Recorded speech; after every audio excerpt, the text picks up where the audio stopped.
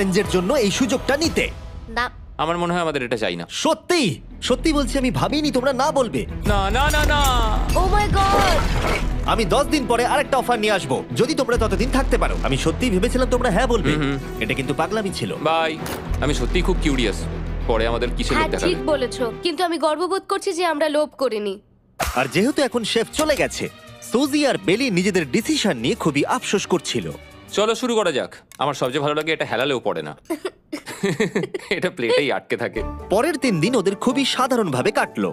তাদের রুটিন ছিল ঘুম থেকে ওঠা, খাবার রান্না করা আর আবার ঘুমানোর জন্য বেডে চলে যাওয়া। কি বলবো, আমি যত বেশি এখানে আছি আমার মনে হচ্ছে আমি আমার ভাইয়ের সাথে আছি এবং যে আমাকে খুব বিরক্ত করছে। তুমি কি আমার সম্বন্ধে কিছু বলছো? কি আছে? আর যদি ওরা একে অপরের কাছে অভ্যস্ত হয়ে উঠছিল, কিন্তু ওরা যেটা মানতে পারছিল না সেটা হলো ক্রমাগত জ্বলতে থাকা লাইট। বাইরেটায় বড্ড আলো। আমি এই বাথরুমটা এসেছি শুধুমাত্র এই লাইটটা যেটা বন্ধ করা আছে তার জন্য এখানে একটু অন্ধকার রয়েছে। রাত্রির বেলা ঘুমানোর সময় আমার রীতিমতো চোখগুলো খুব ব্যথা